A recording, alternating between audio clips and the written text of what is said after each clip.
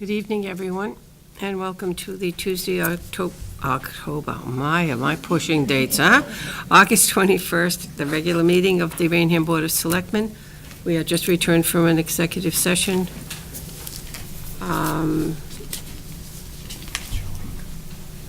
We'll start our regular meeting with the Pledge of Allegiance. Pat, please. Now, please rise.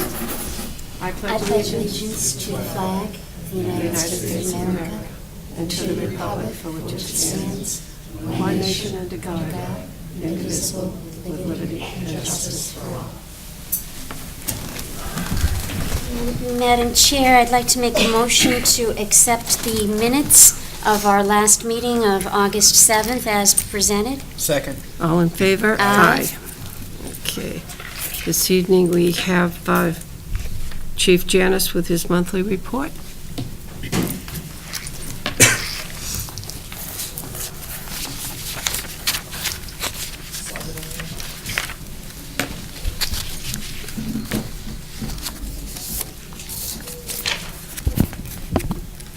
Good evening. Activity report for the month of July. Fire incidents, fire, MVA's investigation and public assist, 109. Ambulance medical emergencies, MVA's public assist, 185. Miscellaneous inspections, fire alarm work, item of note, 93. Mutual aid, fire and ambulance, mutual aid calls, 3 ambulance given, 2 ambulance received, 3 fire given, 1 fire received, total of 9. Line of duty shifts, 1 man for 192 hours. Sick shifts, 3 men for 158. Incidents, 7/31/2017, we were at 1,615. 7/31/2018, we're at 1,705. 90 more. Lieutenant Ray is still out on sick leave of his injury to his left elbow. I understood yesterday that he's going to have surgery on that in October. So he's indefinite when he'll be back, or if he's coming back. Firefighter Peters had surgery on 7/1. It's slow going for him. Mark McConey has been cleared by his orthopedic doctor in Boston, but still wants a follow-up appointment on 9/28 to see how it's doing. OHS gave him a few tests and said he's not ready for full duty. She suggested to go to the gym and do regular workout and see her on 9/17 for a follow-up.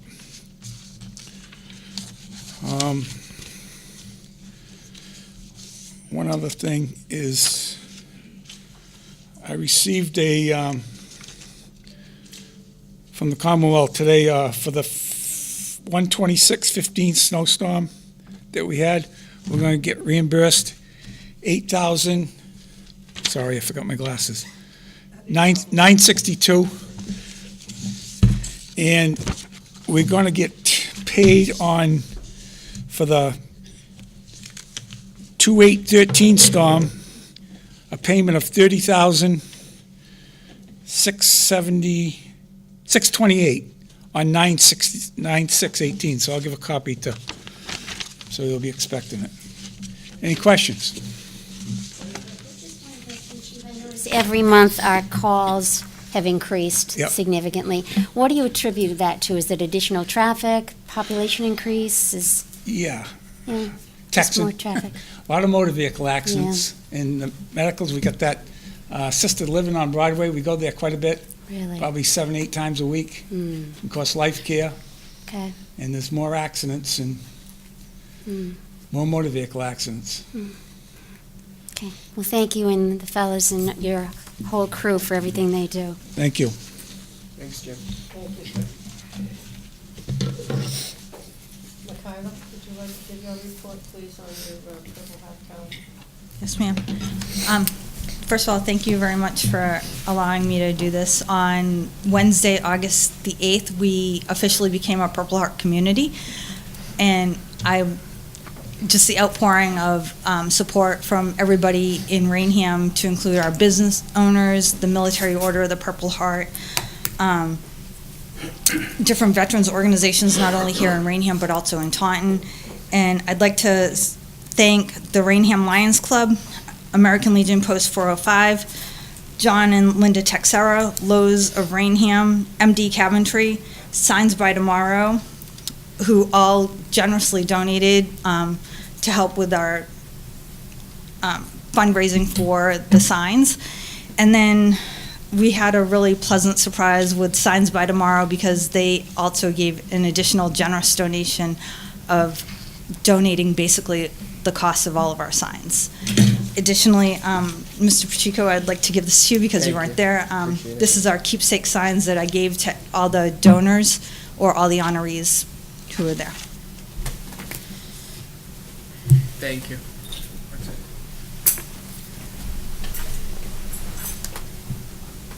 And our next thing that we're working on is in November, we will have our Veterans Appreciation Breakfast, which will be hosted at the American Legion Post.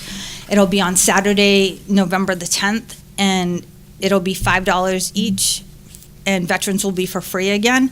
And the Sons of the American Legion are the ones who are going to be hosting it for us and doing all the cooking. And some of the monies that we will need to provide for the food for preparation will come out of our donations account ahead of time, and then whatever the proceeds are will go back into our donations account to keep it funded. So that's all I have. Thank you very much, and it was a very well-received program. And this one is actually the sign that will be right here at Rainham Town Hall at our Veterans Memorial. Nice, very nice. Any questions from the council? Thank you, Michaela. If I could just again thank you, Michaela, it was a wonderful event. And everybody that participated and attended, and now we've had a couple of really great events for our veterans. And our RAVE organization will look forward to working with you for our Veterans Day assemblies in our schools in November as well. Yes, ma'am, we're looking forward to it. And we've gotten so much foot traffic coming in with other people not knowing anything about veteran services, and I'm like, I've been here for over a year now, come on, you have to know that I'm here. But I'm really grateful that the word's getting out, and through social media and through all our different veterans organizations, it's been a great asset. So again, thank you for everything that you've allowed me to do. Thank you. Madam Chair, would you like thank yous to the donors to come from the Board of Selectmen, or would you like Michaela to send them? I would say from the Veterans Office. Okay, Veterans Agent. I've already started doing all those. that's what I figured. I just wanted to make sure. One Thank step you. jump. And I did give certificate of appreciations to the 4 high school students who participated and helped out. So Which was they've very already been nice of taken them care to be there, yes. Thank you. The event itself was lovely. Okay, let's see. We don't have any appointments this evening. I don't believe there was any in correspondence. Let's see. We have a public hearing this evening. I don't know whether we should do that before we do the 138. Where is Mr. Fielding?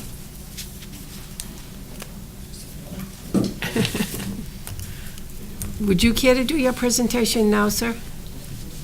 Who's going to do it? Thank you, sir. We're going to have to move, Madam Chair, because They had need that's behind us. I'll let them get set up while I make a quick introduction. My name's Alex Murray. I'm here on behalf of the Massachusetts Department of Transportation Highway Division. I am the project manager for the Route 44 over Route 24 bridge replacement project. I have a small team with myself tonight.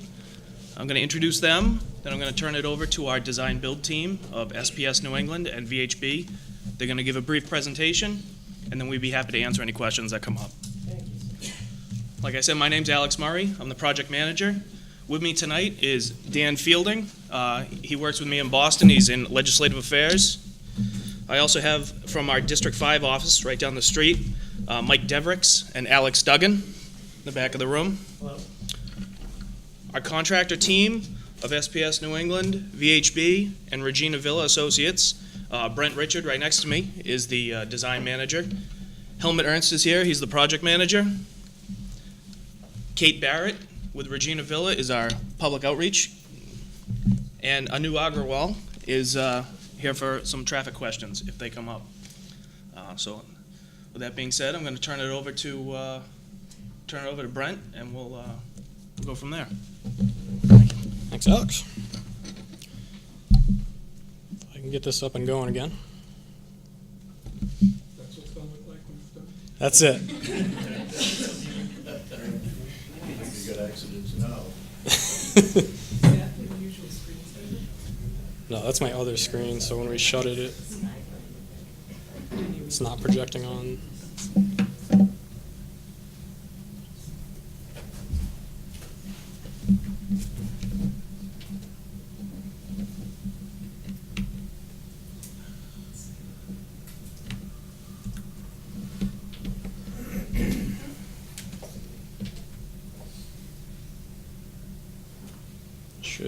Should work if you give it a second there.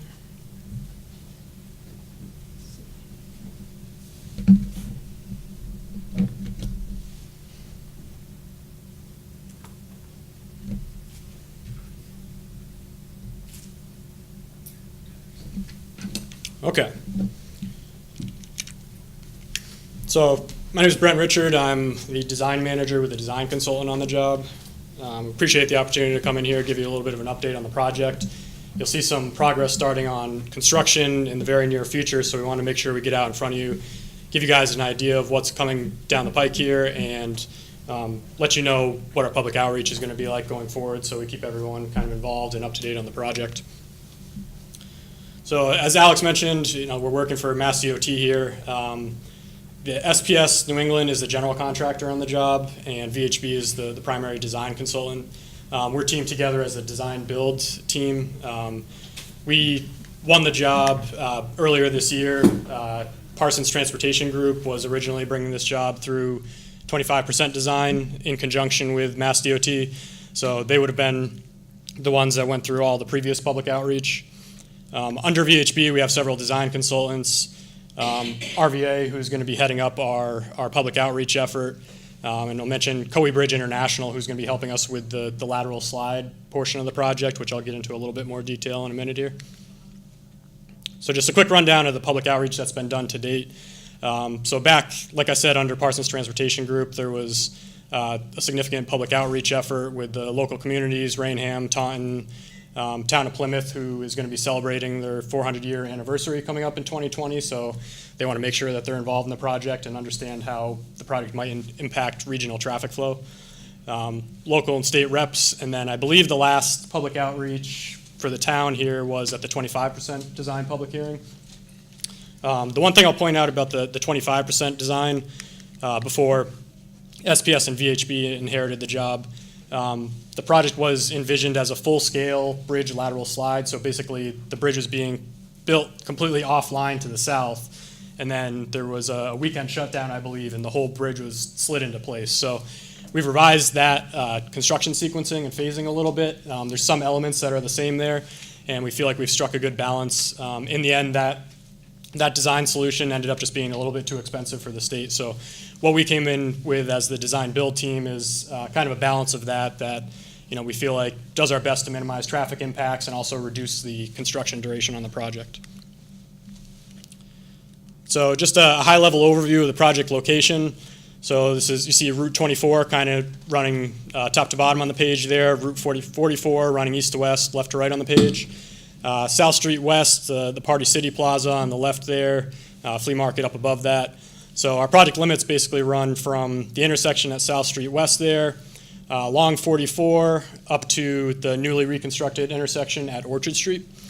There'll be some, what we're going to be focusing on 24 is there's some operational and traffic safety improvements. As a lot of you are probably aware, there's a bit of a dangerous condition there where you have the on-ramp from Route 44 westbound onto 24 southbound, and then the off-ramp on the other side, and there's a very short length in between there, and it's kind of a dangerous weave condition, so we're going to work on improving that. We're going to improve bicycle and pedestrian connectivity through our project limits. The primary reason for the project is to replace a structurally deficient and functionally obsolete bridge. You guys have all driven under it. I think you see what's going on with it, so it's definitely in need of replacement. There's some utility relocation as part of the project, and I'll talk a little bit about that. There's going to be drainage improvements along that section of 44. And this is all going to be really the focus of our construction approach, is to get it down to 2 main construction phases.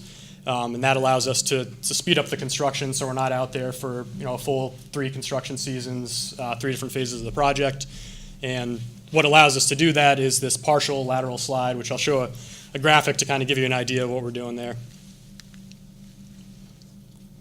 So another high-level look at the project limits. You'll see the kind of blacker area there is the area of repaving, and then Orchard Street on the right, we're basically meeting existing. There'll be some minor modifications, but we don't want to go and touch anything that was just reconstructed as part of that Mass DOT project. We're meeting existing at South Street West. We're going to be widening 44 for that full length in between South Street West and Orchard Street for bike and ped accommodations. The big change from a traffic flow perspective, and we'll go into some of the sequencing on this, you see in red at the bottom there, this is ramp A1, which is that 24 southbound to 44 eastbound ramp. So that, pretty early in the project, is going to be closed entirely. There's a new ramp being constructed called ramp G1 here that's going to come down. So coming down 24 southbound, you'll get off in the same area with these ramps, come down to a new signalized intersection just on the west side of the bridge. And that'll allow you to make those left turns onto 44 eastbound. As I mentioned, reconstructing the bridge and retaining walls leading up to that. So the main reason for the project is the replacement of the existing bridge. So the existing bridge is a 4-span structure, center pier in the middle of 24, and piers right along the shoulders on the outside. The bridge is in pretty poor condition. You'll see on the top side of the bridge here, this is looking toward Orchard Street. It's a very narrow bridge, so there's a sidewalk, if you want to call it that, on the north side. It doesn't really have any connectivity off the bridge into the intersections on either side. There's nothing through the ramp system. The south side on the right there's just a narrow little safety walk, really no accommodations there, and narrow shoulders. So these are just a couple of representative pictures of what's going on underneath the bridge. So as I mentioned, it's in poor condition. It's been an ongoing maintenance concern for the state, so they've been out there doing some repair work, but at a certain point, the bridge was built in the 1950s, so it's kind of reached the end of its useful life. And once you get to a certain point, it doesn't make sense to try and keep up with the repairs. So that picture on the right there is actually a beam end that was repaired several years ago, and you can see it's already gotten to the point where that's in pretty poor condition as well. And then this is one of the piers. You can see what's going on with the concrete around there. So the proposed bridge that we're going to put in for replacement, obviously I mentioned it's going to be a little bit wider to better accommodate the pedestrians and bicyclists. Down below there, you can see it's going to be a 2-span structure, so just one center pier. The bridge is going to be built long enough so that it can accommodate a future widening of 24, which is the approach that's been taken for any DOT projects in this 24 corridor, with the hope of coming back and doing that at some point. We're also going to be raising the profile of 44, and that'll give us more clearance down below, which the existing clearance is substandard. And then there's some new approach walls going in on either side there. So this is a little tough to read the dimensions, but this gives you an idea of kind of the scale of the bridge widening. So the top section is the existing bridge cross section, sidewalk on the left, not much to speak of on the right side there, narrow shoulders, no bike lanes. So the bridge is going to be widened by about 22 feet total, and that'll give you 6-foot sidewalk on each side of the bridge that'll run full length of the project. It'll give you a 5-foot bike lane and shoulder on each side of the bridge, and a 3-foot buffer between the bike lane and the travel lane. And other than that, the lane configuration on the bridge is pretty much the same as what you have out there now. So I'll walk you through kind of our envisioned construction staging, and this will give you an idea of what traffic is going to be doing around here. I'll give you an idea of the anticipated timeline for some of this. So the first main stage of the project is coming up quickly, so we're looking to get into this in September. Probably mid-September is when you'll be starting to see this work happen. And the intent of this, what we're calling stage 1, is really to set us up for stage 2, and I'll show you stage 2 in a second, and that'll allow us to get into some of the bridge demolition and reconstruction. So stage 1 is going through and within kind of the ramp limits here, going in and pulling out the existing median that's there, because in stage 2 we're going to use that space to accommodate traffic. You can see the new ramp G1 being constructed here. This will be the new signalized intersection. There'll be a temporary signal installed there. This is ramp A1 that It'll be functional during the stage 1 construction, but then once we shift into stage 2, that ramp is going to be eliminated entirely, and that'll be a permanent elimination like we talked about. So at this point, you'll have ramp G1 functional, you have the intersection functional. All the traffic is getting pushed to the north side on Route 44. You can see down below. That frees up the southern third of the bridge that we can go through and demolish. But that'll be 2 lanes of traffic in each direction there, maintaining the sidewalk. And then as part of that stage, we're also building these temporary ramp connections on both sides you see here. And those will be used in very limited capacities to detour Route 24 traffic up and over and back down. I'll talk to you a little bit more about that in a second. I got a question. Yep. You're gonna put east and westbound on the east side? On the westbound side. East and west? Yep. Yeah, so they both push to the north side of the bridge here. That's gonna be nice.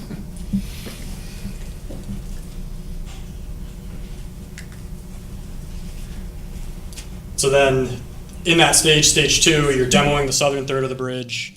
That allows you to build the first half of the new bridge in a shifted alignment. So it's going to be built a little bit offline to the south, and what that does is allow us to get all 4 lanes of traffic, kind of similar configuration that you had on the north side there, support all the 4 lanes of traffic on the new bridge, and that frees up the rest of the bridge for demolition. So if you're taking a conventional construction approach here, trying to build it within the proposed bridge footprint, you'd be looking at 3-phase construction where you'd kind of march your way across the bridge.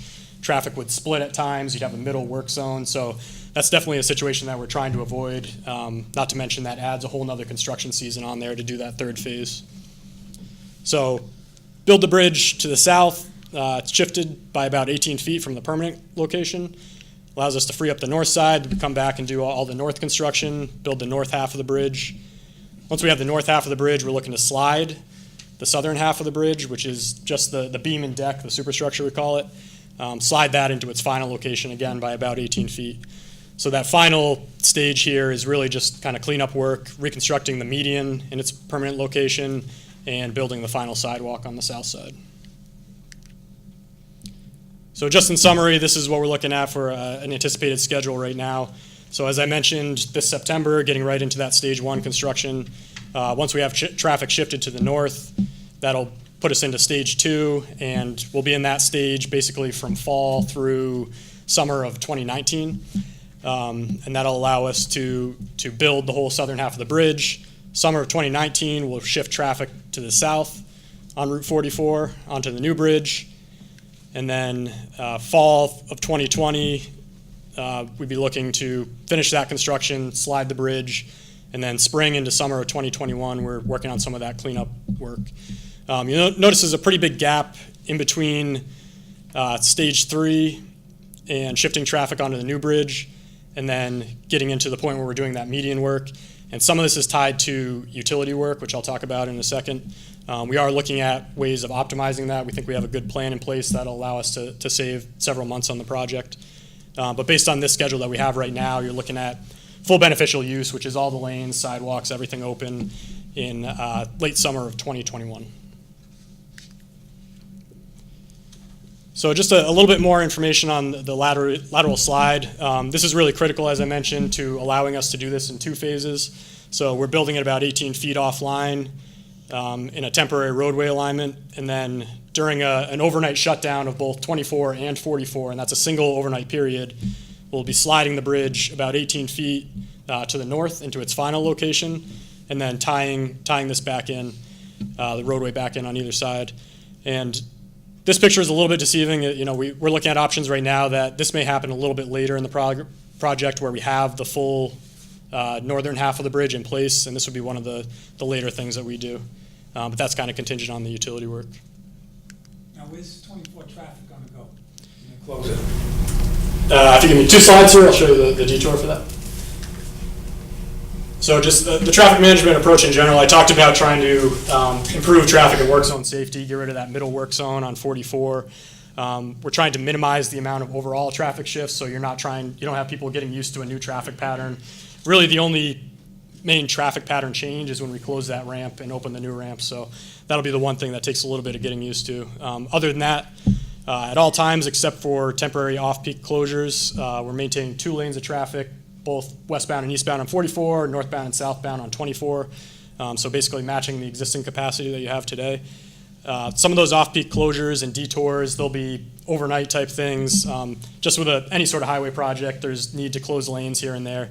But we'll try and do those at times that are more convenient and less prone to traffic. Throughout this process, this is kind of the first step of getting everybody re-engaged in the project, and we'll make sure that we're speaking to everybody early and often, making sure that everyone's aware of any upcoming lane closures, any detours. And again, those are going to be fairly minimal in the grand scheme of things, so for the most part, you should have the capacity that you're used to. And as I mentioned, Regina Villa is heading up our public outreach.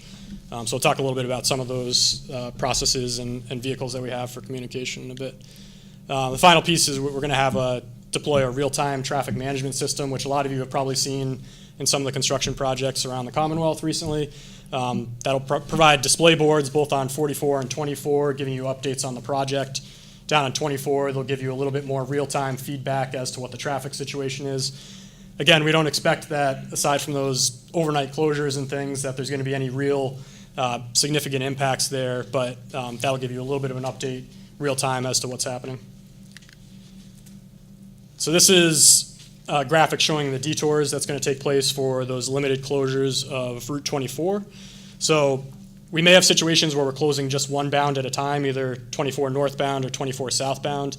There's certain times, maybe 3 or 4 times in the entirety of the project, 3 or 4 nights. This will all be on weekend nights that we're actually closing down all 24 northbound and southbound, and that requires us to shut down 44 entirely as well. So during those limited times, we'll be running 24 traffic up and over using those temporary ramp connections that I mentioned, back down. Same thing with southbound, up and over. This will be under police control here when we have 44 active through there, when we're doing one of these bounds at a time. But can't emphasize enough that this is going to be very limited applications, and we'll make sure that we get out ahead of this and everyone's aware of when these periods are going to be occurring. And this will be primarily related to some of the major bridge activities that are going on. When we're doing demolition or the lateral slide, we obviously don't want to be having cars running underneath the bridge. So I talked a little bit about the utility relocations. So I think this is where we're pursuing some alternatives. Right now, there's existing pole line that carries Taunton Power, Verizon, and Comcast on the north side of Route 44 through our project limits. Runs right off the north side of the bridge, so where we're widening the bridge, especially on that side, it's an impediment to us coming through and finishing up that construction. So there's some issues with that alignment. We know that this past winter there was at least one time that the lines came down on 24, you had to shut down 24, throw them up onto 44, had to shut down 44. So no matter what we do, those lines are going to be pulled out of that area, so they won't be overhead over 24. There's a Columbia gas line on the northern side of the bridge. Again, that's another impediment to us coming through and finishing the north part of the bridge. So what we're pursuing right now is some options to basically clear everything out of off the bridge. So here, this green line is kind of the existing pole line on the north side of 44. There's some poles here that are going to be shifted back. The purple is a route that we're pursuing right now through coordination with DOT and the utility companies. So basically, these wires would be relocated onto existing pole lines down South Street West, down below 24, back up on an existing pole line on South Street East and up Orchard Street. So the main benefit to this is that it allows this work to start immediately. It's not relying on any of the bridge work. And once these utilities are out of the way, the gas line in red would be relocated underneath 24, just north of the bridge. Once those are out of the way, we can proceed unimpeded and construct the bridge. So that's where we take real full advantage of the two-phase construction approach. And again, we think that'll have a significant savings on time on the overall project of several months. So just a quick bit on public outreach. There is a website that's up and running now. There's handouts outside that provide you with the website. There's also a dedicated project email address on there. If you go to the website, tough to see down in the bottom right-hand corner there, but there is a form there where you can enter in your email address and you'll get project updates as we go through here. So there'll be emails coming out on any of the traffic changes or project changes, press outreach where needed. We'll be holding meetings and briefings as required. If the emergency services want to meet ahead of any of these closures, we'll make sure everyone's on the same page as far as what's going on. And then through DOT social media, you'll see some of it as well. One more question. Is the local police going to handle 44 in the state on 24? Is it state on both? No, I believe it's local. Local on the top and state on the bottom. Okay. Yeah. We have no problem with the local police, but state, hard to communicate with them. Sure. So if you could let them know closures. Yep. So just finishing this off, Dan Fielding is going to be the MassDOT liaison on the project. He's graciously provided his phone number here. If you have any issues, feel free to give him a call there. And again, the link for the website and the dedicated project email address. So I'll open it up to any questions or comments that you guys might have. Mission Transportation Planning Manager for Serpent. The question I had was, where did you find the justification to close down the one off-ramp from 24 South to 44 East? What was your motivation in doing that in putting in a signal rather than improving the ramps? Basically just that weave condition that I was telling you about there. So the existing configuration of the ramps doesn't provide the same space between the on-ramp and the off-ramp. If you look on the eastbound or northbound side of 24 here, those are much farther apart, so there's not as much of a weave condition there. So it's more of a safety issue? Yep. Was the volume of traffic that takes that exit, is it going to be handled with the new configuration of the lights? And are those lights going to be coordinated with South Street West as well as the new Orchard Street? Yes. Yeah. The signals, new signal here will be coordinated with both of those signals on either side there.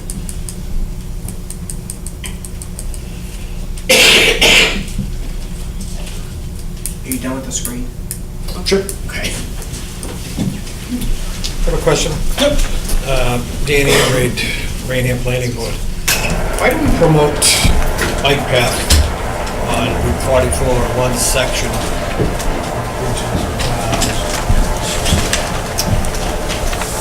The section on Orchard Street was just finished, and after all the striping was done, we have a bike path. And to me, just driving there for all these years, it's the most dangerous situation you could put people in to promote bike traffic in that section. And I see we're accommodating bike traffic over this new bridge also. And just, I don't understand, is it because Massachusetts It's a policy that Mass DOT has taken on to basically provide that bicycle and pedestrian connectivity on any of their bridge replacement projects unless there's any significant reason to not provide it. But how are we gonna get the people there? I mean, there's no bike path before the intersection or after the intersection. So if you're promoting bike path, problem I see is when you're at that intersection, and if I'm heading west, I've seen people on motorcycles, and it's pretty dangerous when you're turning onto Orchard Street. Already, there's people trying to turn onto 24, and they're in the bike path. And we're promoting it by putting it on plans and spray painting it on the blacktop, but we really don't want it. So I'm not sure why. I mean, common sense tells you that you're gonna, I guess you get a bicycle and get hit. No good answer. Yeah, I think the intent is that, in the future, you could come through and make that connection on either side, and, that'll allow you to connect when you're doing some future roadway projects. Is that when the commuter rail's gonna go through right here? Just I have one quick comment. The 44 heading west at South Street West, the left turn lane going towards South Street West and the shopping plazas, I'm sure you're probably going to reevaluate the timing, but the timing is just atrocious, especially during peak hours and holidays. It backs up to the point where the left travel lane is completely shut down because people are waiting to get into the designated turn lane, and Past the it queue just, there, yeah. it just creates a chaos. Yeah, so we'll be evaluating the Yeah. timing as we go through there. There's not much of a reconfiguration Yeah, I happening know. there, I so there's didn't- only yeah. so much we can do, but Yeah. we'll try to optimize the timing as best we can. Yeah. We'll be out there monitoring it as we get the signals up and running to Yeah. make some small tweaks, wherever we can do to make that better. Good, thank you. Just a comment, just logging onto yours. In a very short distance, you're gonna have people stopping at South Street. They're gonna get halfway up the bridge, they're gonna have to stop again for this intersection. They're gonna get up to the next ramp and have to stop again. And then they get to Orchard Street and they have to stop again in a very, very short distance. So if those lights aren't coordinated, it's just gonna be a nightmare. Yeah, they do that. Yeah, they'll be coordinated. Is it gonna have octagon, that temporary light? I don't know. That would help. Okay, yeah, we can take a look at that. I think there will be a defining condition, I'm not sure if temporary. There will be a defining condition. It will be the final. Yes, yes. Total cost of the project and funding sources? 20 million, how much federal, how much state? That's an 80-20 split. 80 federal, Yes. 20 state. Would there be any, with the intersection improvements, are you going to be looking to going after tip money at all? No, this project's already been fully funded. It was on the 2017 tip. We went through a somewhat lengthy procurement process. All right, So this has already been fully funded. but it was more under the bridge program, correct? That is correct. Yeah, I just don't want any surprises coming up on my tip. Yep. There'll be no new surprises on Alright. on the funding. Not from us. Is this gonna be day and night or just days? work? Yeah. Primarily day work. Primarily days, some critical activities occurring at night, like the bridge slide, shutdowns of 24. Yeah, just, obviously you guys are aware, there's just too much traffic out there to do anything during the Yeah. day that's involving taking lanes on 24. We know. And the traffic is terrible. Thank you. Thank you so very, very much for Thank you, guys. coming in. Thank you for your time. Appreciate it. Go ahead. Can I get one of those packets? Right out Just by to the post door. at the, Oh, actually, we should mention that this Please. PowerPoint you saw will be on the website of the meeting. So, we'll send out an advisory when it's posted and ready for people to download. Thank you very much. I just want to post it at the station so people know it's thing. We plan to keep the website Communication, big. Absolutely. Madam Chair, while they're breaking down, do you want to let Mr. Andrade go so we can maximize everybody's time?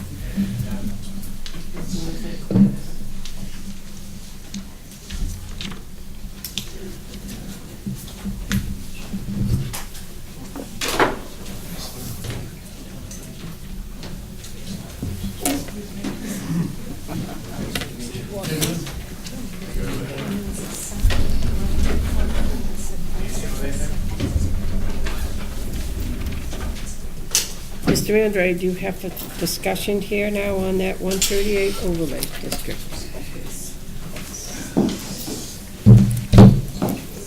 Okay, thank you.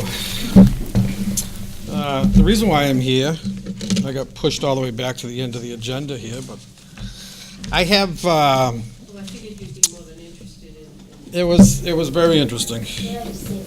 I'm gonna go out and get a bicycle and That starts from nowhere and ends so the nowhere. chief can come pick me up in the ambulance. Yeah. Okay, just as quick as I can make this. We have two of the existing select people had signed contracts for Route 138 study, which was, the funds came from the South Coast Rail Project. It was a $20,000 grant. Marilyn was our town planner. She went after the grant, and I have the contracts that were signed. The state awarded several different towns the money, and part of the funds being sent to each individual town was their likelihood of getting something done. They're not just going to give away the money if the town wasn't going to put 100% behind the project.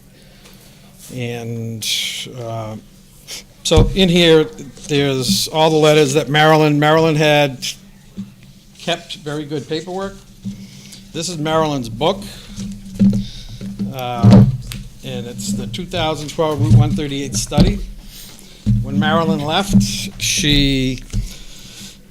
I was chairman of the planning board at the time, and I had the new town planner, John. We went over this with John. John picked up where Marilyn left off. And we never were able to get it completed before John left. We had a new guy come in. I can't even remember his name. He was only here a month, I think. Tim. And so Bob, our town building commissioner, was appointed the planning coordinator, which has worked out very well. I had gone through all of this because, as far as I'm concerned, this is still open. And I went through all this with Bob. Bob reached out and started a committee, Route 138 Study Committee, to kind of come up with bringing this back to the forefront so we can come up with an article of a mixed-use overlay district for Route 138. Throughout the whole process, I've been pretty disappointed because since all our planners left, this Route 138 overlay district that has been being created is started in the Selectmen. I didn't apply for the grant. Planning board didn't apply for the grant. Selectmen and our town planner applied for the grant, received it. You signed a contract stating that you would do everything possible in good faith to see it done. After the pre-town meeting, it was pretty disappointing that not only did I not have full support of selectmen getting up to speak that I'm working for you, but also the amount of time that has gone into this over 5 years, 6 years, has been tremendous. I have put a lot of my time into it. I did brochures, and throughout the whole entire time, I'm working for you, the select people. And it's been, I don't own property on Route 138. I think Route 138 is the last hurrah for the town of Rainham.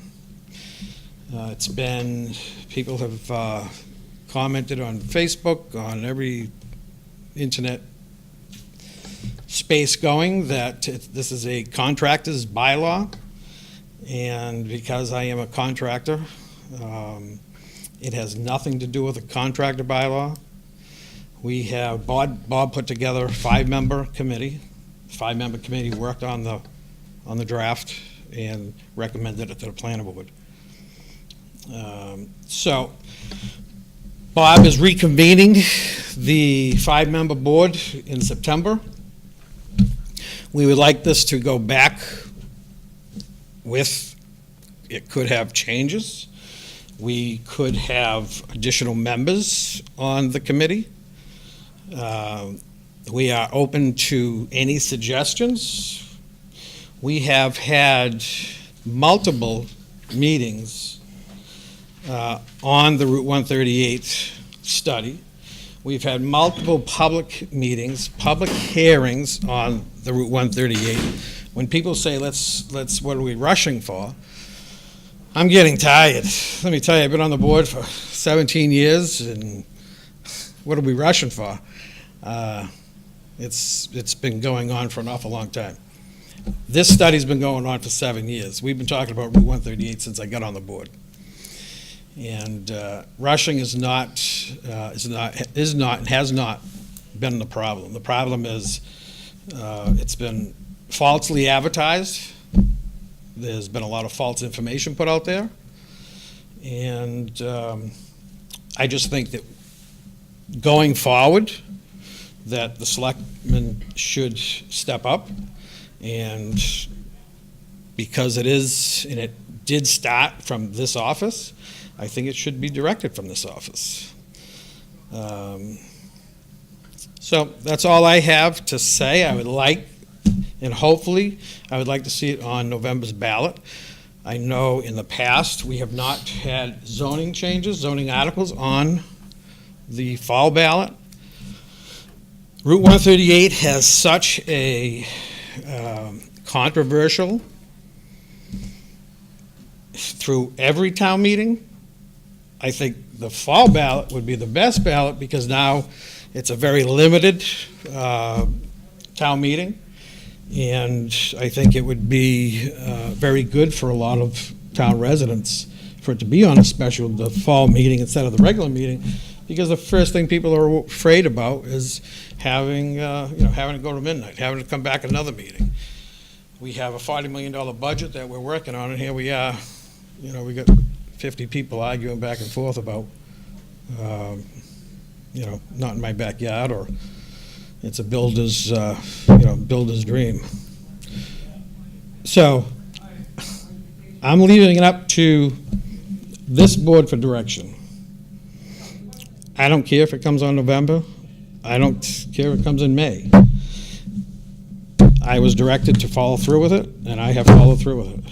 So I am handing this book to you, Madam Chair, and you can appoint anybody you wish. And I'd be glad to step back in, but that has all of Maryland's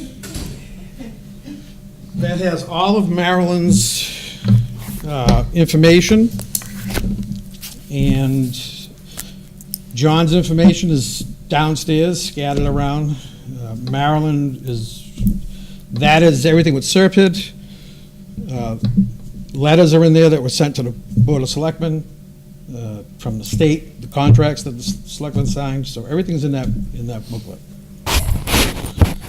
So, with that said, that's all I have.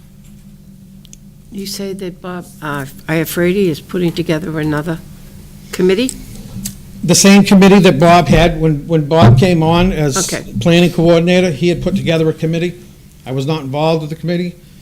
I was a member of it. He asked me, along with 4 other people in town, and we met.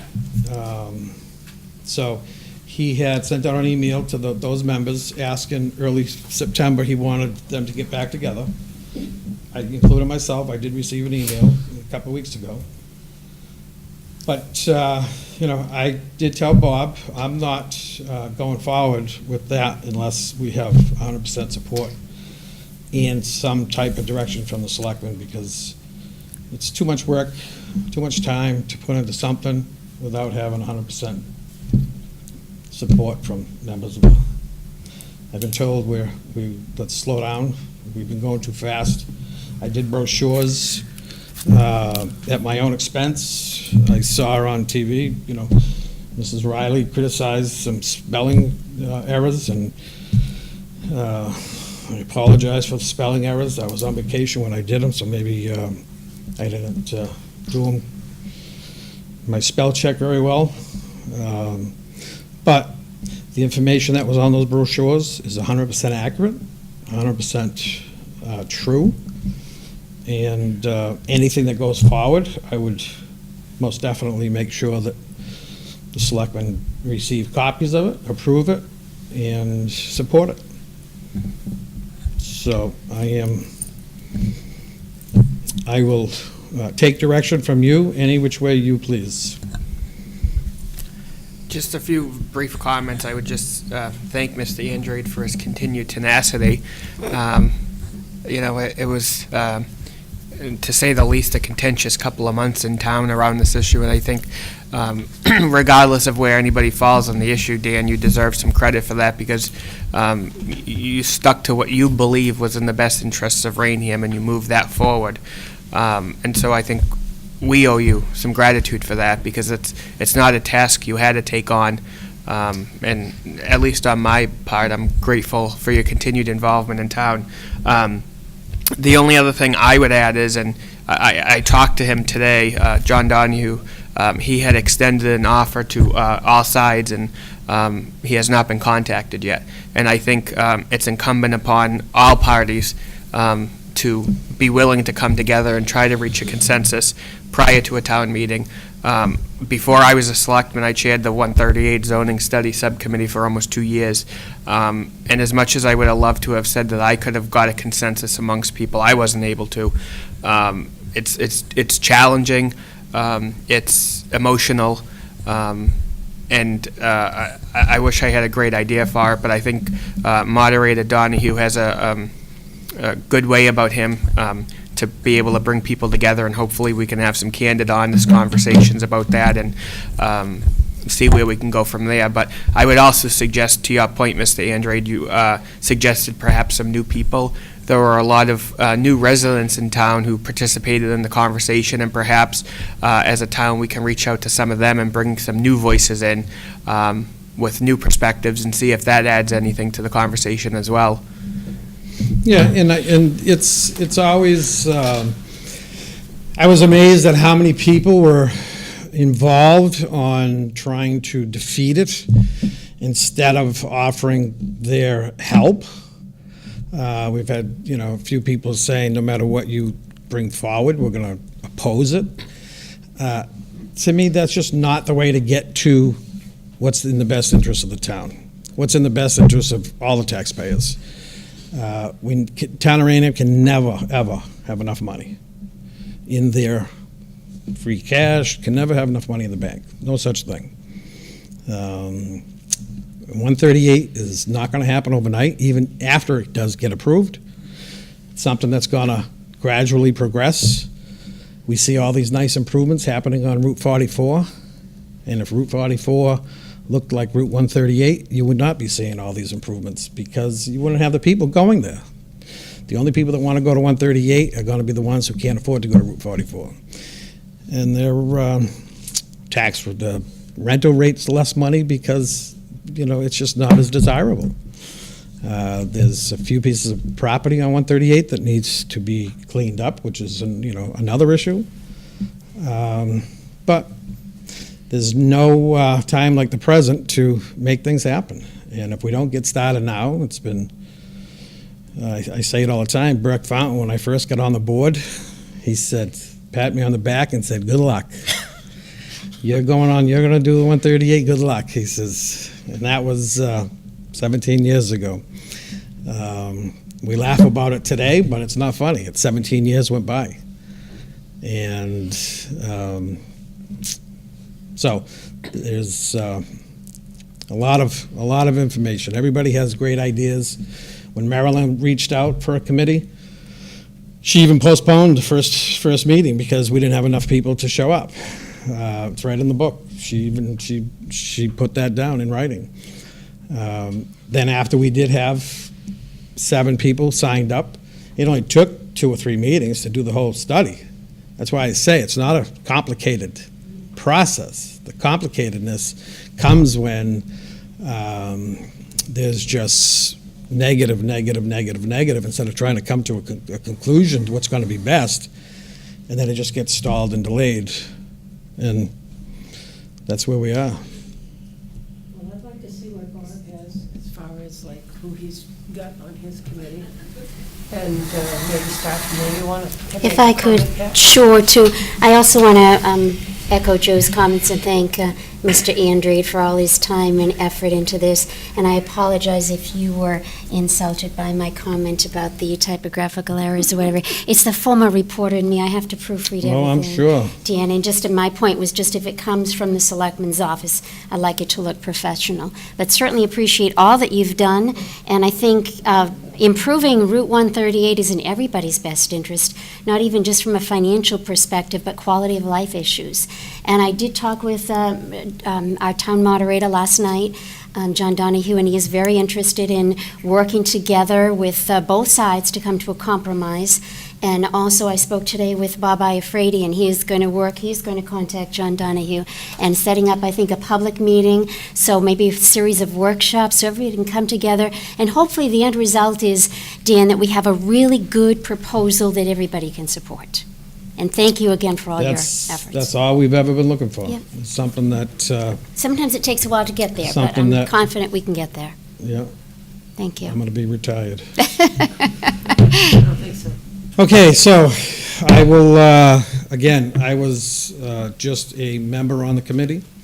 That's the book, and We will guard it. I will see when that gets handed off. If Bob gets it again, then I'm sure I will be, You'll get a phone call. I will be part of it, so Get your phone call, sir. I have no problem continuing my efforts with 138. I know we've had a couple of people put in letters for me to remove myself. I have no special interests on 138.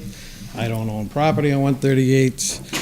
I have no desire. I even moved on the other side of town, just so people didn't think I had any relations on this side of town anymore. So, You get okay? the best end result when everybody participates. Yes. And again, that's all we've ever asked, even when Marilyn was here. We've had, I think, the two of you were there. Dick Schabel even got up and spoke at one of our meetings. So it's what we've been doing since, it's nothing been rushed about it. We've had several public hearings on it and a lot of input.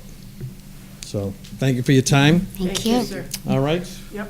The gentleman that's sitting, you wanted to speak? Would you please No, come I up just to wanted to the... ask a question, if I could. My name is Bill Chappell, I live on 138. Bill, would you please go to the podium, please, because they can't hear you. I'm sorry. I just wanted to ask a question. Certainly, I Bill. live on 138, I've done so for 66 years. Yep. I was born there, raised there, grew up there, played there, my kids grew up there, my kids were raised there, so on. I still have a property there and so forth. What is so wrong with 138 that since 1962, everybody's been trying to change it? I can remember my father and mother going to meetings to oppose changes, opposing different changes, and after they passed on, I started doing it. What is wrong with 138 that needs to have so much attention given to it? Well, what's wrong with it? I don't know that there's anything actually wrong with it. It's just that that's the next avenue that the town of Rainham has, business-wise. And at this point in time, it's restricted to what types of business can go there. So making it look like 44? What's will- wrong with, everybody says that all the time. I don't want it to look like 44. What's wrong with 44? Well, we have several empty stores that are sitting there that have never been filled. Like which one, sir? Well, Benny's the one just Well, started. that just happened Kmart recently. that Kmart Plaza has just gotten finished up and developed, and it's in there. Everything else has been empty for years upon years. And 138 is got empty stores along there as well. Business is not booming on 138. It's a highway that goes from Taunton to 495 and 495 back to Taunton. Most of those people are going home for supper and going to work. They're not stopping unless there's something special that they're looking for at Ace Hardware or lunch at breakfast at the Milk Bottle or something like that. So, like I said, what is wrong with 138 that it needs so much attention? Like I say, 138 is the last avenue that the town of Rainham has to build business. Otherwise, people are going to start infiltrating within all of your residential areas to put up the little shops here, and we don't want that. Well, the town didn't want that, never did. Now, I will agree that there are some businesses on 138 that need repairing, cleaning up, things of that nature, and there are means in which they are being processed to be able to do that. But I don't see what the big deal is about not wanting to improve 138. I mean, you say, what's wrong with it? I say, why don't you want to improve it? Because we think it's fine as it is. Well, I'll tell you, if I were moving into town and I were going to raise 2 or 3 children, I wouldn't want to live on 138. Only because of the traffic. The traffic is unbelievable on 138. Wouldn't you rather have some stores there? Some business there? That would create more traffic? Traffic is going to be no matter what. Yeah. But I can't foresee parents with young children moving there. Back in the day, yeah, it was a very desirable place to live because then you could get from point A to point B, just get on 138 and get there. You still can. Yeah, I know you still can, but I don't know. When I was a kid, the dog track would be open for 90 days, and the traffic would be so thick you could walk across the bumpers to get to the other side of the street. 4 lanes across going down. Yeah, and I could walk across the bumpers of the cars to get to the other side of the street. Yes, you could. And we survived it. Yeah, and that's why you can survive business going on 138 and provide the balance of tax rate that we have in the town. And you still, like I said, everybody keeps saying, I don't want another Route 44. I don't want another Route 44. I love Route 44. I am grateful to this town for having Route 44. Otherwise, I probably would never have been able to live here. The taxes would have been so high for the services that we give. And 138 is only going to enhance that. It's not being done to be detrimental to the town. It's being done to try to improve it. And I'm glad that you lived there all that time. And you raised your family there, and in those days, it was a beautiful street. But I don't think I don't think it is anymore. I think it needs some revamping. As I was leaving tonight to come to this meeting, my daughter said the only thing that 138 needs is a little repaving. That was it. Yes, go right ahead, Pat. Thank you, anyhow. I think, Mr. Chappell, too, that the goal is, obviously, 44 is different than 138 because you have all the right neighborhoods, close proximity, but the goal would be to beautify it and maybe bring in some nice businesses, a couple nice restaurants, and that would beautify the area for everybody. So I think it's not only just bringing in nice businesses, but probably not bringing in the ones that would be detrimental to the area. Do you have the control over that? If you have a good bylaw, you can have some control over it, I would hope. Is that part of the intent, Yes. Dan? Yes. Yeah. So that would be, I would think, part of the goal, to beautify the area, bring in the right kind of businesses that can coexist with the neighborhoods that are already there, and probably not promote maybe the more negative businesses, and you see some of those in there right now. That's just my opinion.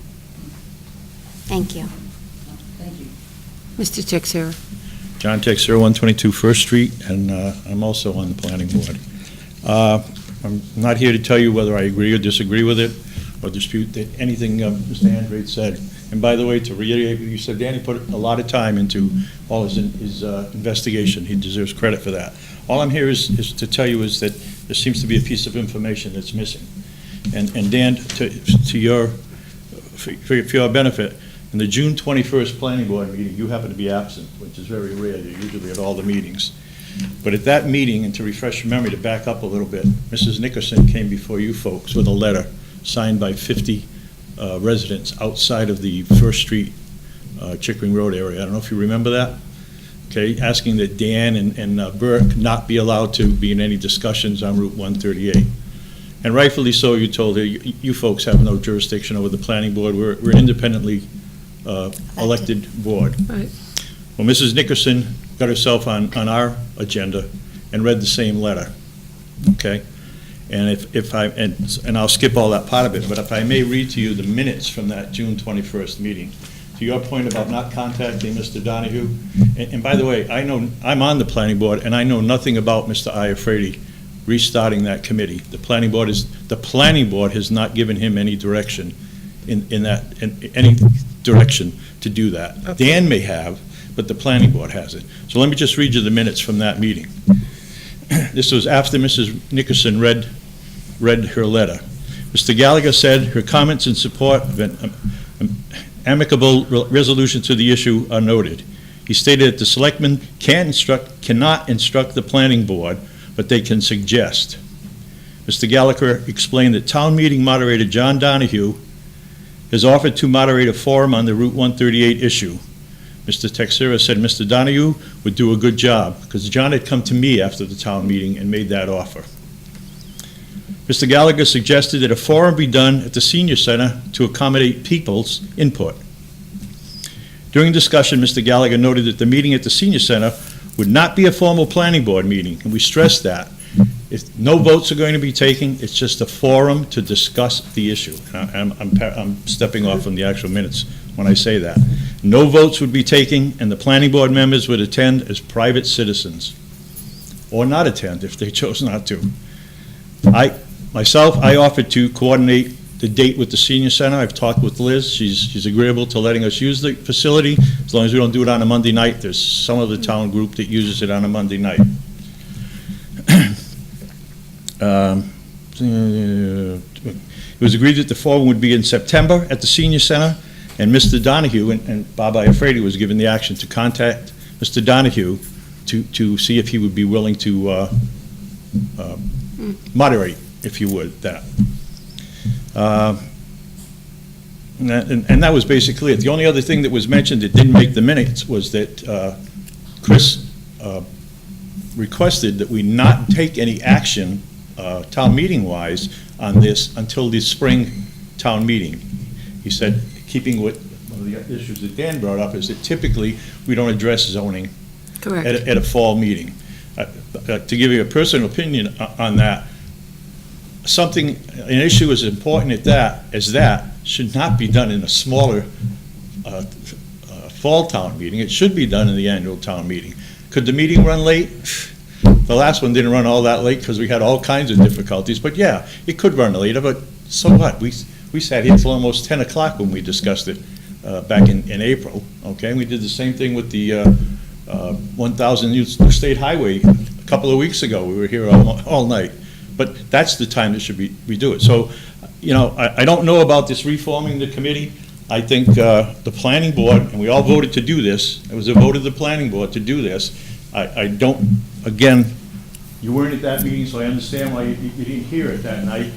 It was in the minutes, though, and you know, I do the same thing as you. I skim the minutes. I don't read every single word when I go through the minutes. You saw it on TV. So that's the plan of the planning board right now, and I guess to the point where we're an independently elected body, I think you ought to allow us to do what it is we said we were going to do and voted to do. Well, do you think that that's what Mr. Iafredi was referring to? No, we didn't ask him to go and form the committee again. All we asked him to do was contact Mr. Donahue. That was his task. Contact Mr. Donahue, see if he was agreeable. That's all. And we knew, I mean, that was, you know, that didn't, we know he's agreeable. He came, as I said, he came to me after that meeting, pulled me over the corner and said, look, anytime you want to sit down, I'll be glad to sit with you or anyone else, see if we can iron this out. That was Bob's only task. My task was to get the place to do it, and Bob was, based on Mr. Donahue's availability, was to come up with a date. We chose September because we figured we're not going to get anything done in July and August because people are going to be on vacations and away and so forth. Right. September was the time to do it. Everyone comes back because the kids are going back to school and teachers are going back to work and so forth. So that's all I'm here to tell you. That's the plan that the planning board has right now. If Dan has another plan, we don't know about it, and I'm hoping that the planning board sticks to what we just voted on, well, not just, but on June 21st.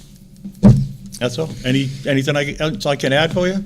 No, but you can let So, Dan maybe. I will gladly. maybe I would just, interject all I would like something. to say is, it was started from the selectmen. planning board unanimously voted to send it to the, put it on the warrant. Basically, we have to start over, and it has to be directed from this board. It's not up to the planning board to pick it up halfway through. We've already done, planning board did what we were supposed to do. Now But I think we're jumping into two different things here. Well, we are, and Well, John is discussing what was said at the planning board, that Mr. Iafredi was supposed to contact just John Donahue. Now, when you spoke earlier, you mentioned that he was getting a committee together. the same committee that worked Here, on at this point in that time. worked on this for the last town meeting. Okay. And Now- I suggested, now, John is- that we come in front of the selectmen tonight to put it back in front of you, so we get your support and your direction. Right. Because it's not up to the planning board to start having these meetings. This is a committee that was formed through the town planning coordinator, not the planning board. The planning board didn't form the committee. It's not up to No. the planning board's decision. They can make any motion and vote they want. It's not up to the planning board. There was a committee that was formed, it was a 5-member committee, and if that committee is going to be dismantled, So in then other, it in other should words, come from Bob this Iafredi board. was acting as the town planner. Correct. Not a member of the planning board, because he's not a member of the planning He's board. correct. But he does take direction from the planning board. He has two different Well, roles. he takes He does. direction from you, yes, but I He's the mean, town in planner. a sense of this, he would be following the guidelines of this by setting the committee back up again. Correct. It has to be up to the committee. There's a 5-member committee that voted on this. He's gonna put them together and say, hey, you know what happened at the May town meeting, you know what's going on, what do you want to do? If they say we're done with it, then that committee is over and done with, and it's gonna be starting from That scratch. committee is at the direction of the town planner. Correct. Okay, so what you're both talking is two different, you're talking town. I have, everything that he said, they could, planning board can say what they want and do what they want, and it has nothing to do with, I'm bringing what the town I'm planner bringing this thinks. back Okay, to you. Okay, It has to start from this board. all right, I got it. It's I your, got it. I'm done. John's If point, I may, Thank you. you're welcome, sir, thank you. to say that what the planning board wants to do in terms of the town planner is probably one of the most ridiculous things I've heard tonight.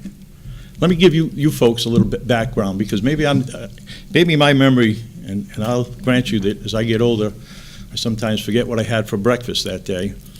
But in the meeting where the state gave us the funding, the grant, and the one thing I did forget was whether it was $10,000 or $20,000. I think it was $20,000. I was at that meeting. I think you were too, John. They gave us that money to study the impact of the South Coast Rail on Route 138. That was specifically what they gave us that money for. They didn't say the words to look at rezoning Route 138. They said to study the impact of the South Coast Rail on Route 138. That was the ground rule, okay? So all this talk about they gave us money to go and see about rezoning, that's not correct. That's not correct. I sat there and I listened to this, and I think this man will verify that that's what they told us it was for. Now, as it turns out, South Coast Rail isn't coming through 138 at all, okay? It's going right by us, out into Middleborough. We're never gonna see it. But whether that's right or wrong, who knows? I don't think that I'll see it in my lifetime, the South Coast Rail in any direction, but that's beside the point. But that's what the grant was for, to study the impact of the South Coast Rail on Route 138. To take the planning board out of this, okay, is ludicrous. How can you take it out? And by the way, Bob Iafredi, unfortunately, to his dismay, wears two hats, okay? Which in itself, by the way, I think is a mistake. But that's a story, that's a discussion for another day.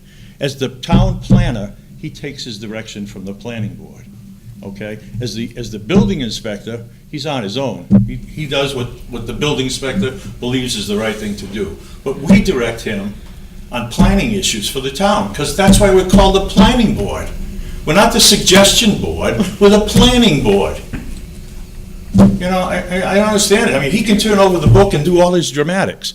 I gotta tell you, and I will get a little bit personal about the thing. For someone to push this that hard, it's got to be a personal item. It can't be, you can't convince me that it's just a general for the well-being of the town. What do you call it? Zoning changes is not gonna fix the situation with Central Oil. You can zone it to build anything in the world you want, and it's not gonna change Central Oil. It's not gonna change the old car wash, okay? When I brought up the issue of the old car wash, why doesn't somebody build on that now? Take those ugly cement walls down there that look silly, okay? I was told by one of the developers, by the way, you can't, it's a wetland there, you can't build anything there. Is the zoning gonna make the wetland go away? No, it isn't gonna make the wetland go away. This zoning changes is not gonna clean up, and by the way, what is wrong with 138, as he said, there are a few properties that need fixing up. Central Oil is one, the old car wash is another one, the Old Brothers Pizza, that building was deemed unsafe and dictated to be torn down over 5 years ago. It's still there. Let's enforce what we told them we were gonna do. Let's take action against Central Oil. I know there's a lot of issues with that, in terms of clean up and so forth. Rezoning isn't the answer to that. So you want to make everything beautiful and have that sticking in the middle? Makes no sense, folks. Makes no sense. So I just wanted you to have that information, because the planning board's not asleep on this, and it is our task to plan for the town. That's our task, to do that, and that's what we're doing. We have a plan to do that. We don't want to see anything rushed through in the fall town meeting. Madam Chair, if I Thank could. you. Do you have any questions for me? No, I have a comment though, Mr. Texera, so I'm going to address it to my colleagues. Okay.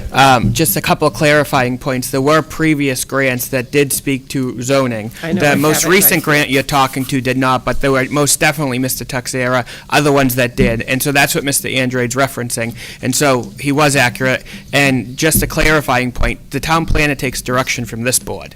This board hires him and negotiates his contract. He's support to the planning board. But the ultimate direction comes from the hiring authority, which is the Board of Selectmen. So I Okay. just want to make sure that's abundantly clear.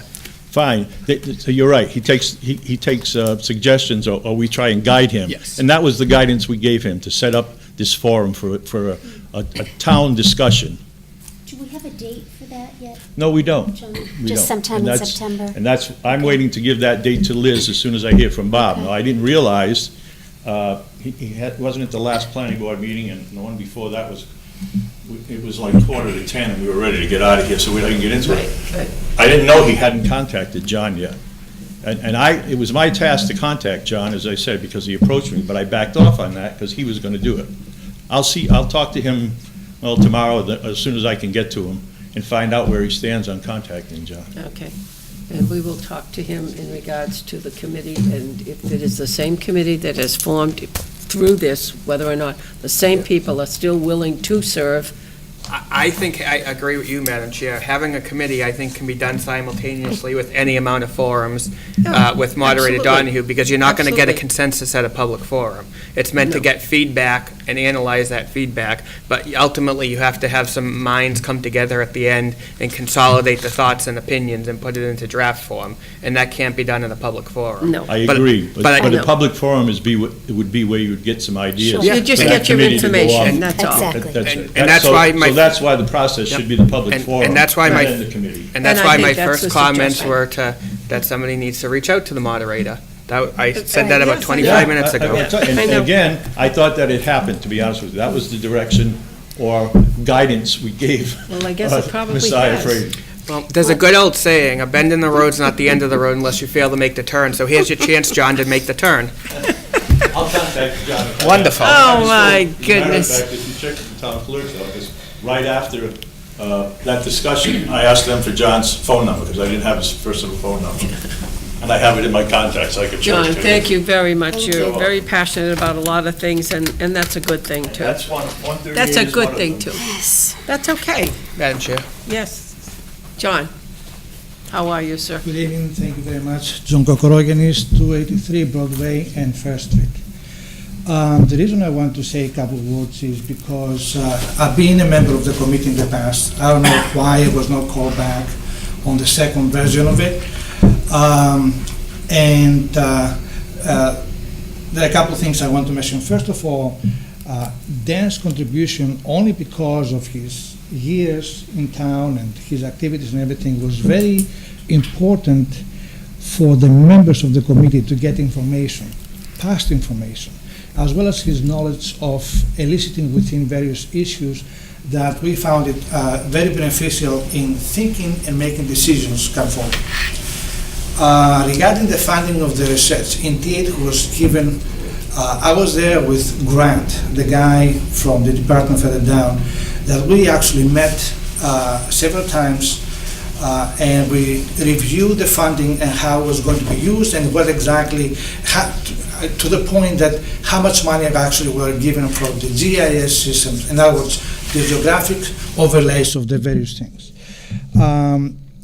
And compiling together information from the department and the town meeting and the various committee members, the give and take, we found it very beneficial having people that know the town and know the activities, the historic events back and forth on 138.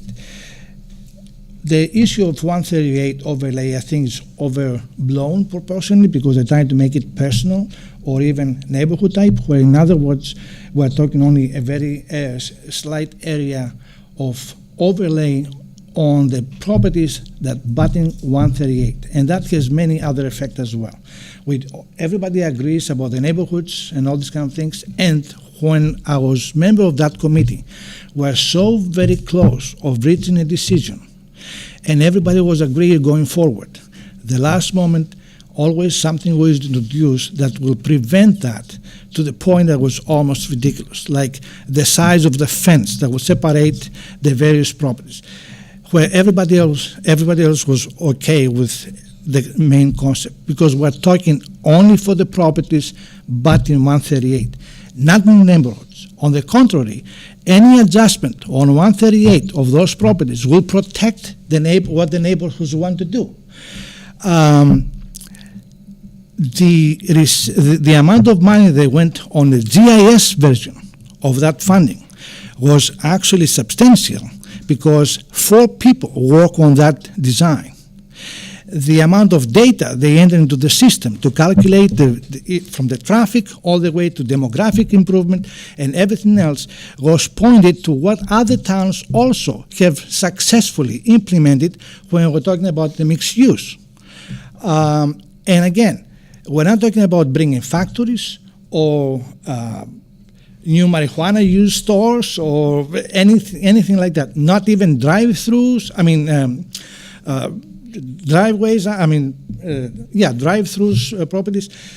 But something that will allow the owners of those, the citizens, the owners that they have properties on 138 to be able at least to save it, because if we don't do something, at least some houses, they will lose value instead of getting for the benefit of the many.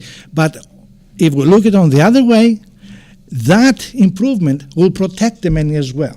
So basically, this is where we're so close to agree, very close. And my word to the board, the selectmen, is if any new committee is going to be approved to be formed, I would suggest to include people that actually has been here for a long time, where they work for many hours on the project, and as Dan suggested, he's out, but only if he's recommended he will go in. I was out the second time around because I had no idea, nobody told me anything, but I was also available, and through some personal issues, I was still available to the town. Just going to voice to say my opinion, to hear me. I'm a very successful professional in the past. I had millions of dollars worth of projects, and I know what it means to have some conflicts. However, there is no reason whatsoever in my mind that we cannot get together and come up to some sort of compromise. We're so close before. I don't see why we cannot do it again. Thank you very much. Quick. I want to get home and see America's. But just to clarify something, John is right. I was on that committee with John, and we had come to damn close to a decision. I don't remember the details of why it never went forward. I think part of it was he came to the conclusion, and John was gonna, make it all neat and so forth, and he left on us, so we didn't get to do that. But just one point, that article that was proposed at the last annual town meeting did not reflect what we came up with in that committee. And I have a letter in that folder, if you'd like to see it, from Grant King, who was the gentleman from Serpent, who did all the graphics and so forth, stating that article deviated from what we had planned on. Because, John, to your point, you said, well, it's not for factories and so forth. That article allows anything but 3 items. Big box stores, tattoo parlors, I don't know where that came from, and used car lots. It didn't exclude new car lots. It didn't exclude nightclubs. It didn't exclude factories. You could put anything there but those 3 items. That was the problem. We live behind Route 138. You put a nightclub or a 24-hour gas station in there, okay, and you're talking about the same situation that we're dealing with out on Route 44, which people don't want to live behind a diesel factory out there. It's the same issue. That was the big exception to it. That's why we fought it. It allowed for anything. Anything could go there. Well, I think, John, if this does come to fruition in putting on a hearing section where people like yourself and John can voice your opinion and put input into it, then perhaps, as my colleagues have said, then the board can get together and piece it out and see what we can come up with for a viable. And just one other thing for consideration, and I appreciate that, you want people who have knowledge of the town and so forth, but, sometimes fresh minds to a problem is a good thing. You get different views on it. It's the same people over and over again. I'm kind of set in my ways and the way I think. Really? Oh, absolutely, yeah. It comes with age, It's a folks. Let me lot tell you, like those of me, you who John. haven't reached this point in life, it comes with age. Yeah. Okay? Yeah. But so maybe fresh, new faces, fresh minds could have Well, a that's a different thought look that on we'll it. have to take under advisement. All right, I'm going home. Make sure you let us know, John, and I'm sure we'll help publicize that meeting. As you know, I'm here on Tuesdays, and Appreciate you guys that. will be meeting on a regular basis soon. I'll tell you as soon as I have a date. Okay, super, thank you. John? Just to reply on that, I agree with John that indeed, if that's what the main reason that there's a battle over, dealerships and things of that nature, I'm here to tell you that's not where we were talking when so close to make a decision. Those things were out. It was very easy to get into agreement because everybody was covered. All the concerns were covered. And everybody was willing to compromise to a certain extent, so we can move forward. That's one thing. As far as the age, John, I've got to tell you, if you cannot change your ways, you're old, man. Okay? We're moving forward as far as about new faces. I need the experience. A new face might not have the experience. Okay? And I rather, again, we're thinking people, we're good people, we're trying to compromise and converse in a way that everybody can communicate with each other. Just to change something because we don't like it, I don't think it's recommended when it's good for, when it brings the knowledge that is good for everybody. And I'm not talking about specific individuals, this is a general thing. I've been there, I've done that. Now, I agree with John when we're trying to change things around. I don't know this very specifics, I say that, but I'm going back to what I knew from before. And John, I'm sure will back me up on that we're so close, and the things that he mentioned as an obstacle, they were not there then. I don't know how it changed or why it changed, but if we have the notes, I even still have my own materials from back then. We're so close, and we're simply down to little details. Somehow something went wrong, and those became so unbearable for, and after that, probably John left, the guy went somewhere else, to another town, and everything stopped. So, I'm also looking at you guys to bring the appropriate parties together, and put the right people that they can actually bring the opposite sides in a compromising way and resolve this because I think it's good for many people. And the more important thing for me is we stop and eliminate all the conflicts that we have now. I think we're a very good town. That's why I selected it. And the neighborhoods, each one of them, are very valuable to who we are. I think we can continue this without extending the conflicts. And I believe the 138 issue is something that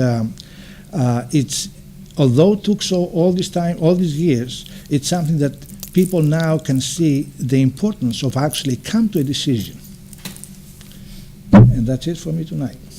Thank you. Thank you very much. I would suggest we close the discussion on Yes. this. I think we've exhausted the conversation, and we've had the same talking points now that can be reserved for the public hearing, which is better advertised.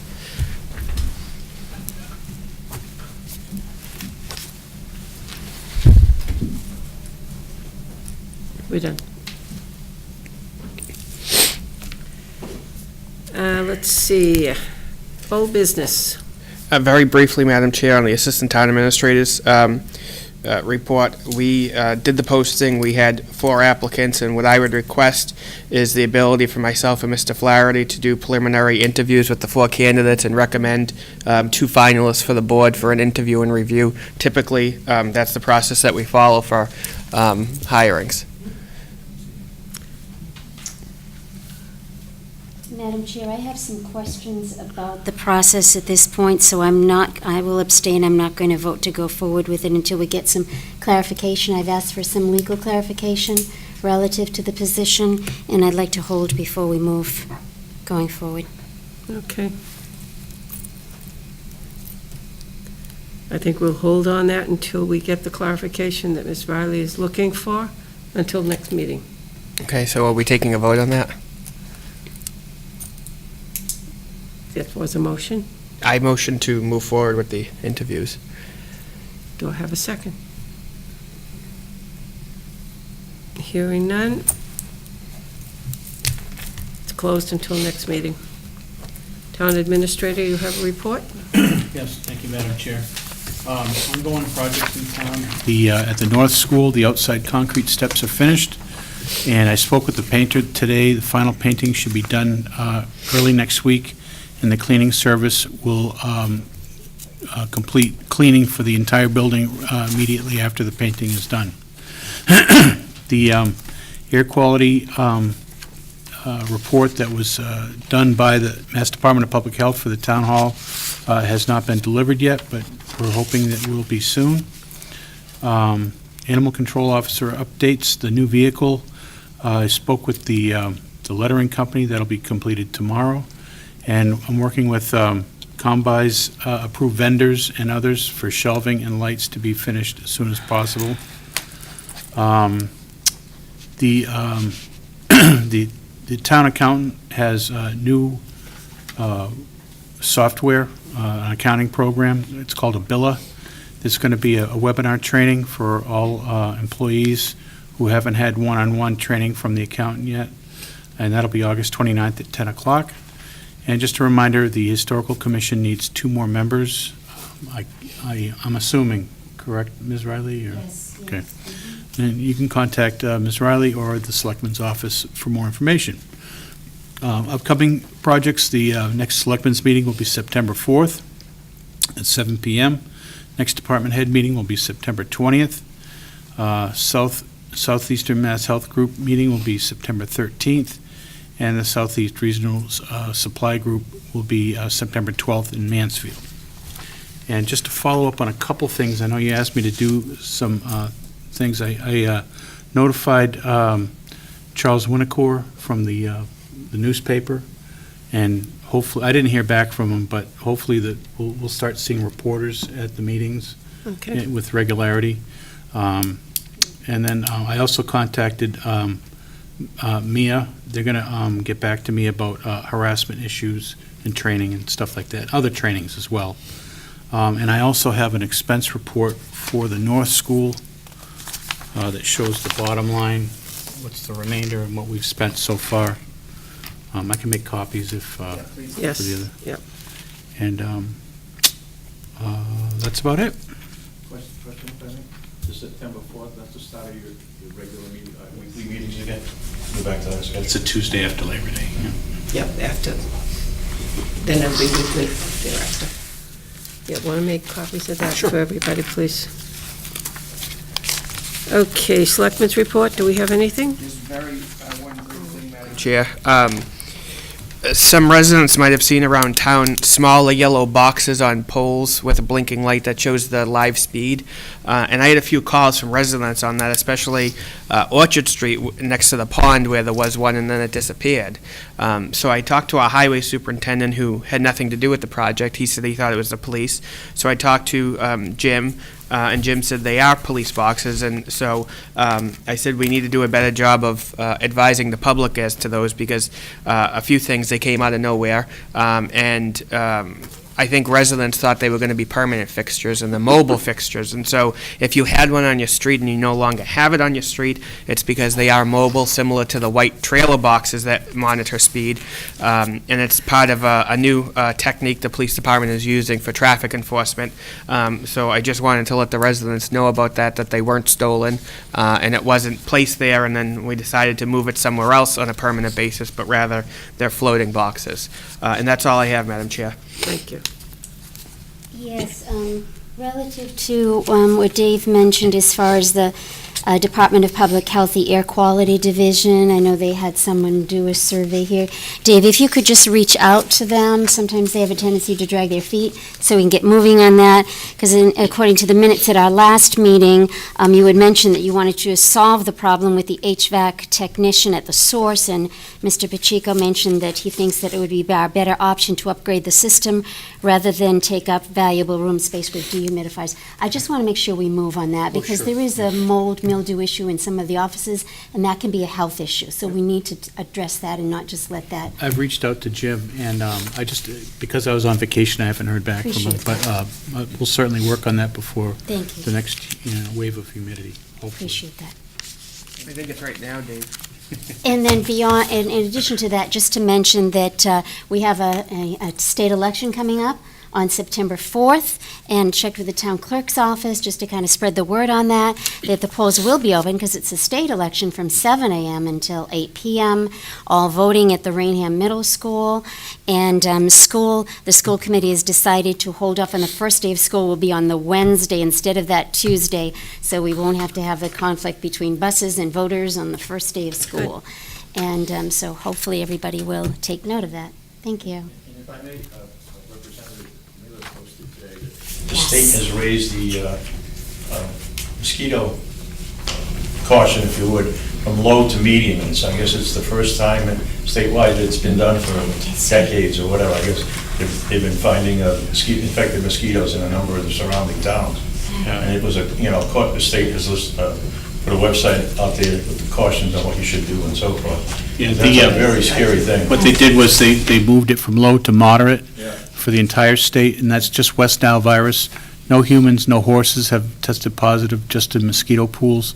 And they did that as a precautionary measure, because they're not just seeing it in like Norfolk County where it generally is, but they're seeing it out in the Berkshires too. So they figured they just hedge their bets and They found some in Easton, if I'm not Yeah. mistaken. Yeah.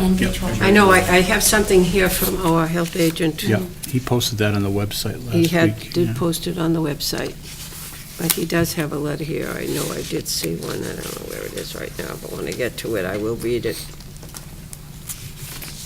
Oh, here it is, here. You got it, Madam Chair? I do, yep. It's the, please be advised that the Mass Department of Public Health has changed the statewide threat level of West Nile virus to moderate. Mass Department of Public Health will be issuing a press release regarding this change, but primarily is a result of continued positive samples found in pools across the state. As of today, there have been no reports of human or animal cases and no positive samples of West Nile virus in Rainham. Also, no positive samples of Eastern equine encephalitis have been reported in the state. August through mid-October is the period of the greatest threat of mosquito-borne illnesses. As surrounding towns have had positive samples, it is important to be cognizant of ways to minimize exposure to mosquito bites. I will continue to monitor the threat level and update the board in public as necessary. And please do not hesitate to contact the Board of Health if you have any questions regarding this. Madam Chair, just to clarify too, DPH has issued that notification today, and I've circulated it, so. Good. So everybody has been notified, and thank you to Matthew for the notification here. The only thing I have is something that Kevin Ellis asked me today to remind everybody that Pride Day is coming along, and that will be on September 16th. So everybody get ready for Pride Day. Correspondence this evening. This is from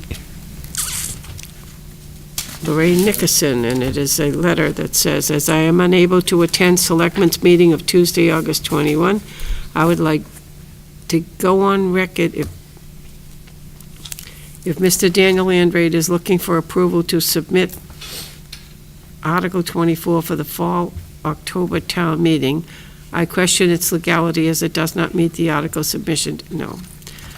I was informed after the May town meeting that they found the article submission date was changed and approved by the Attorney General, but they never actually went ahead and changed or updated the due process of the bylaw.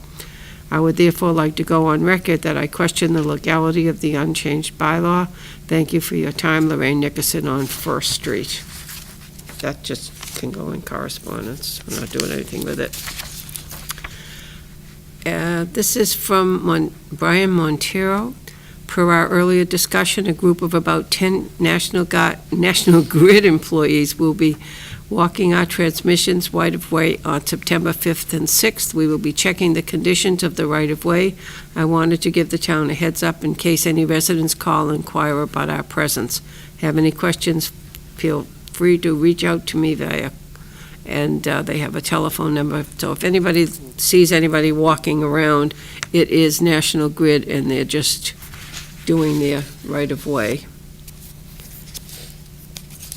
This is an order from the Board of Health for a property to be cleaned, and that is on 26 Michael Road.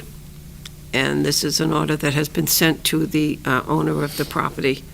And have you heard anything on this? Madam Chair, I got a verbal report from the health agent, Mr. Tanis, that they did receive that and they have cleaned it up. Oh, okay, good. So we have full compliance.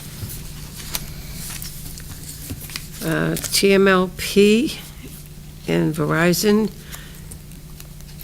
covering the proposed location of 2 joint pole locations on Pine Street in the town of Rainham. Do we need a hearing on this? I don't think we need a hearing. I think we can just motion to approve it. Well, so I would motion to approve. It does mention here that this petition will require a hearing or notice to the abutters. I think they do the notice to the abutters. At least that's what I believe they've done in the past, because we, as a town, don't notify abutters on any private project. No. So We wouldn't notify the abutters, but I thought we had to have a public hearing on this for some reason. I don't know. Order for joint or identical pole locations.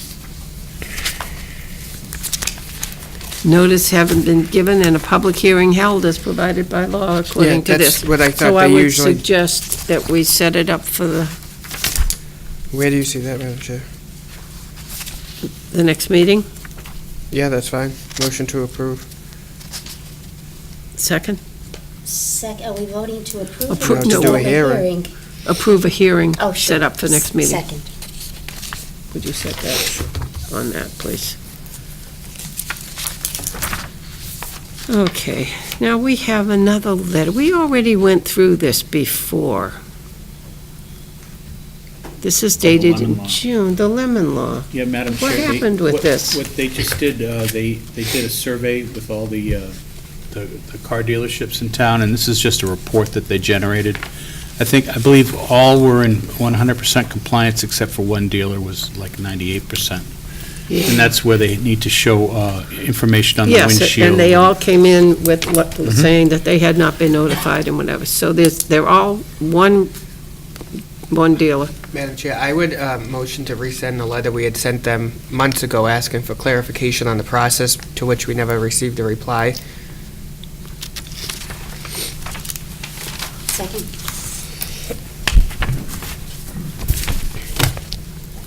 And you can also notify the person. Can I take Yes. A letter from the Rainham Park and Rec, Tim McCray, Director. Hope all is well. The Rainham Park and Recreation Commission recommends approval of the one-day liquor license for the Lion Club events. The events' days and times are attached. Thank you very much in advance. And they have October 7th, November 18th, January 18th, February 3rd, and March 22nd for their one-day liquor licenses. Motion to approve? Second. All in favor? Aye. That's all approved. The town of, this is from Atlantic Elevator. We need our elevator repaired? Yeah, I guess last week there was a problem. Really? Yeah, and I think we just need to vote to appropriate the funds to. They have a quote here for $1,130 to repair the elevator. Motion to approve. We have to have it. Have to have it working correctly. Working. All in favor? Aye. A letter from the Board of Assessors on Tuesday, August 7th, at a meeting of the Board of Assessors, the board voted in favor as a precautionary measure to send out third quarter estimated tax bills required from Michael Lally. We don't have any action. We have no action on it, but thank you, Michael, for letting us know that you're sending out tax bills, in case anybody starts yelling at us. We received, North School Committee requested a quote for cleaning of the upstairs, the hallways, and all the other areas in the building that definitely need a good cleaning, and we do have this one quote.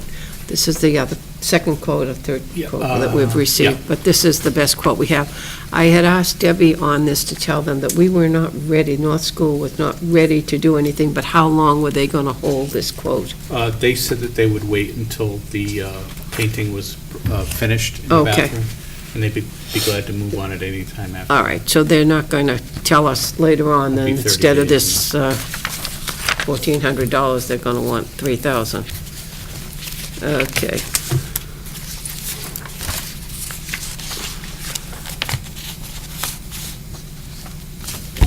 All right, this is the letter from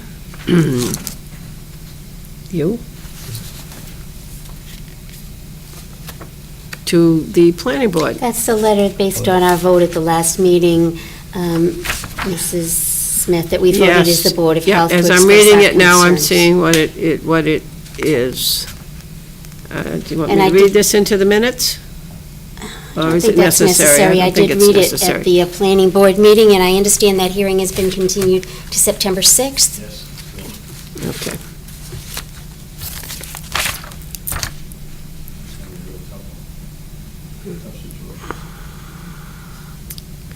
Okay, this is a letter from Cook and Company Insurance Services to you, David.